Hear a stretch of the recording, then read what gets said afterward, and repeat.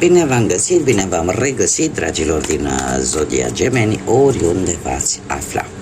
Iată-ne din nou la o nouă lectură, de data aceasta pentru săptămâna 18-24 august inclusiv. Așa că, dragilor, toți cei care aveți soarele, luna, Venus, ascendentul sau oricare alt aspect astral important pentru voi din harta voastră natală și care are legătură cu Zodia Gemeni, această lectură este de asemenea și pentru voi. Desigur, nu uitați, voi sunteți stăpânii propriei voastre vieți prin alegerile și deciziile pe care voi le luați. Este o lectură generală, așa că vă rog să luați decât acele mesaje care rezonează cu voi. Și haideți să începem să vedem cu ce energie începeți această nouă săptămână din luna august. Care este energia, dragilor mei, din Zodia Gemeni sau cu legături importante cu această zodie în această săptămână? Interesant. Dragilor, voi sunteți foarte prevăzători. Sunteți foarte prevăzători și eu aș zice că e posibil să vă gândiți foarte mult la anumite consecințe, la anumite urmări ale unor acțiuni. Încercați să faceți lucrurile într-un mod foarte inteligent, foarte isteț, tocmai pentru a evita, ca să zic așa, pentru a fi prevăzător, dar pentru a evita anumite urmări, anumite consecințe.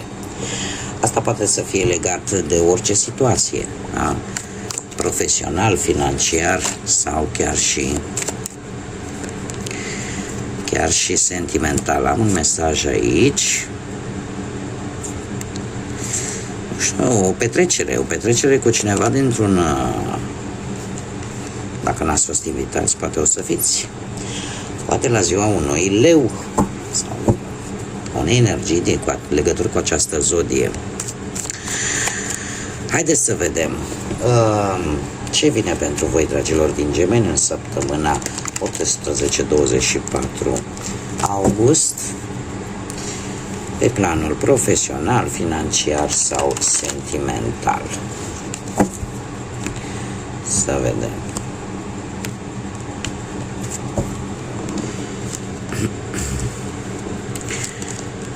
Foarte interesant, foarte interesant. Nu știu dacă unii dintre voi veți începe un nou job, un nou loc de muncă sau primiți o nouă responsabilitate. Trebuie să vă spun că nu va fi ușor. Este un as de cupe care îmi vorbește de șanse noi. Posibil ori vreo avansare, ori un nou job, așa cum am mai spus. Dar care nu va începe, ca să zic așa, foarte lejer, va începe în forță. Va începe în forță și cu acest 10 de bâte eu aș spune că efortul pe care tu îl vei face în această săptămână,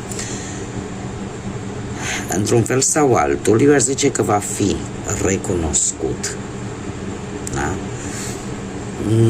E posibil, mai ales cu acest 7 de bâte, eu aș zice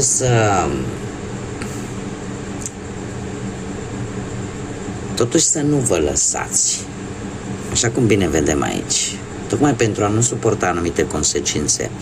Să nu vă lăsați în ce sens?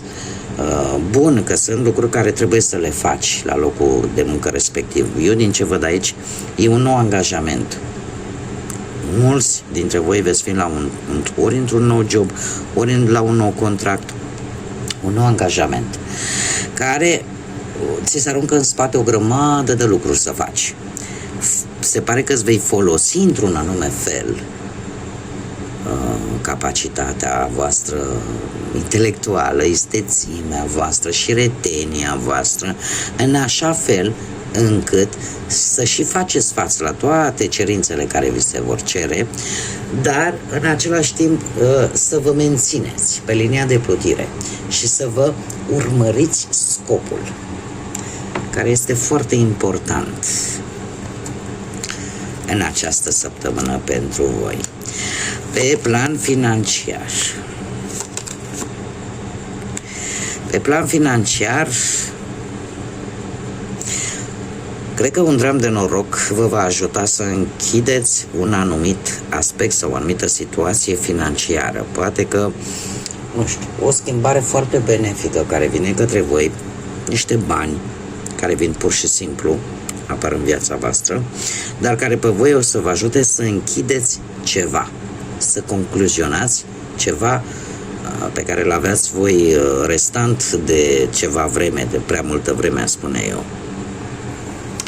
Și lucrul ăsta va face ca dificultățile ușor să cam dispară pe planul ăsta al banilor și să vină să se instaleze în sfârșit un pic de stabilitate pe plan bănesc. Că e un câștig, posibil să fie un câștig în urma unei vânzări de ceva, o proprietate, ceva de valoare. Treiul ăsta de monede, desigur îmi spune că e ceva la care tu te-ai chinuit de foarte multă vreme. Va fi ca o recompensă care vine pentru tine, dar nu va veni, cum să spune, va trebui cumva, ai fost sprijinit, vei fi sprijinit de fapt și de alte persoane. Nu e neapărat aș zice că nu e un câștig numai pentru tine, va fi cumva participarea și altor energii pentru a avea acest, sau vei depinde de alte persoane pentru a obține acest câștig de bani. Dar pe partea banilor ceva vei obține și în același timp ceva se încheie. O anumită situație legată de bani se va închide, se va concluziona. Haideți să vedem. Pe plan sentimental, cei care sunteți într-o pereche, într-o relație deja, da? Hei, voi aveți senzația, nu știu dacă zodiile de foc vă spun ceva, berbec, leu, săgetător, dar nu știu de ce voi aveți senzația că investiți sentimente în ceva care nu va da rezultate. În ceea ce privește relația voastră, este un 7 de monede care mie îmi spune că nu prea-ți place să pierzi timp. Cumva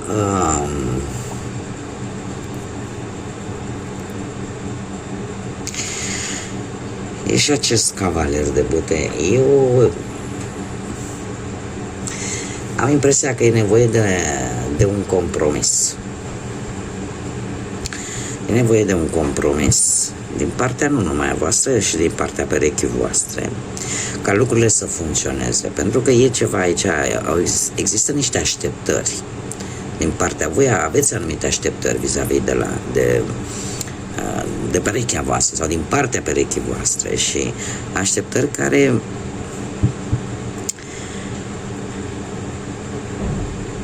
nu știu de ce, dar este o înclinație mai mult legată de partea materială sau niște așteptări legate de bani. Și cu asul ăsta de monede aici, conexiunea se pare că cea mai bună sau cea mai dintre voi este situația financiară cumva. Situația financiară cumva parcă rezolvă într-un fel sau altul, chiar dacă există niște nemulțumiri, niște așteptări care nu sunt împlinite, dar cumva banul rezolvă problema, ca să zic așa mai pe românește. Și într-adevăr, se rezolvă. Se rezolvă o anumită problemă în relație, tocmai în urma unor bani neașteptați care intră în casă. Ori că voi considerați poate că neînțelegerile, micile conflicte provin în mare parte din cauza banilor, este foarte interesant abordarea asta. Cert este că e un compromis și un compromis pe care îl faceți amândoi. E un compromis pe care îl faceți amândoi, iar sprijinul unei energii, posibil cu legături în zodii de foc, berbec, leu, săgetător, ajută într-un fel sau altul ca conexiunea dintre voi să meargă înainte. Din păcate nu văd cupe, dragilor. Eu n-am cum să vă mint, vă spun ceea ce văd. Cei care sunteți singuri, nu știu, zodia Pești, încă o dată zodia Leu, poate că unii dintre voi aveți un ascendent în Leu sau în Pești, de ce nu? Cei care sunteți singuri, viața voastră sentimentală se pare că ia o întorsătură pozitivă, aș spune, chiar până pe la jumătatea săptămânii, dar totuși către sfârșitul săptămânii ceva vă cam ridică semne de întrebare. Și haideți să o luăm cu început. Am făcut așa un mic rezumat. Dar faptul că avem forța este, cum să spun eu, acea conjunctură în care voi vă folosiți maniera de a comunica, vă folosiți maniera de a îmblânzi fiara, ca să zic așa, da? Apare într-adevăr un eveniment social, poate să fie un eveniment familiar, o celebrare, un loc în care de obicei se strâng oamenii, să petreacă, să se simtă bine, să se simtă în largul lor. Și tocmai această manieră voastră deja cunoscută de a comunica, de a scoate informații în această petrecere, în această conjunctură socială, eu aș spune că poate să vă ducă la o reîntâlnire. O reîntâlnire cu vreun fost, cu vreo fostă, sau pur și simplu la o reîncercare a cuiva de a vă cuceri din nou. Cum de-al minteri ne poate vorbi și de socializare la modul general. Veți ști cum să socializați și să obțineți probabil anumite informații vis-a-vis de cineva care pe voi vă interesează în mod particular. Ce se întâmplă? Se întâmplă că sfârșitul de săptămână vă lasă un pic în ceață. De ce? Vă lasă un pic indeciși. Există aici, nu știu, ori că vă e teamă să nu vă faceți iluzii, să nu vă faceți așteptări și să nu se întâmple. Ori că apare această nesiguranță, da? Dacă răspunsul va fi unul favorabil sau nefavorabil. Apare această stare de incertitudine în ceea ce privește poate un răspuns sau poate întrebări pe care voi vi le puneți și la care nu primiți imediat răspuns. Deci dacă veți aștepta un răspuns către sfârșitul săptămânii, trebuie să vă spun că nu știu cât de favorabil va fi sau nu știu cât de clar va fi acest răspuns, mai bine zis. Pentru că avem luna și știți cum e. Lumina lunii nu e ca lumina soarelui. Haideți să vedem și un mesaj general pentru voi, dragilor din Gemeni. Un mesaj general pentru perioada 18-24 august. Și cred că sunt două, da, sunt două. Avem numărul 45 sau numărul 9, ceva care se termină și se pregătește o nouă etapă să vină în viața voastră. Ce ne spune acest mesaj? O binecuvântare cu protecție și cu cineva care să te facă să te simți în siguranță. Deci sunteți binecuvântați cu un scut și cu ceva care să vă protejeze. Am aici, e foarte interesant, că de-aia tot privesc această carte. Este ceva de care voi de multe ori nu vă dați seama. Și dacă mi-aduc eu bine aminte, că și la ultima lectură, cred că tot pentru zodia voastră, la fel mi-a apărut o protecție. Ceva verde, ceva violet. Ce pot să vă spun? Acum, avem de asemenea și numărul 41 sau numărul 5. Numărul 5, care lăsăm la o parte că ne vorbește de anumite obstacole, anumite conflicte, totuși să știți că numărul 5 ne vorbește de libertate în primul și în primul rând și de chiar dacă poți trece prin anumite perioade de ușoară instabilitate, da, de noi experiențe, de anumite tensiuni, totuși ele vin cu mari schimbări. Cu mari schimbări în viața voastră, tocmai poate datorită curiozității voastre native, ca să zic așa, mai ales pentru cei care aveți nu numai soarele în Gemeni, cât și poate ascendentul tot în Gemeni, da? Sau mai multe planete în această zodie, apare această curiozitate, această dorință poate de libertate, care poate să aducă desigur și anumite tensiuni, dar cum am mai spus, vine cu mari schimbări unde voi trebuie să fiți foarte flexibili, lucru care de-al minteri nu vă este străin, pentru că voi sunteți flexibili, voi știți să vă adaptați, deci nu va fi ceva foarte greu de dus la îndeplinire. Și de asemenea se pare că sunteți binecuvântați cu speranță.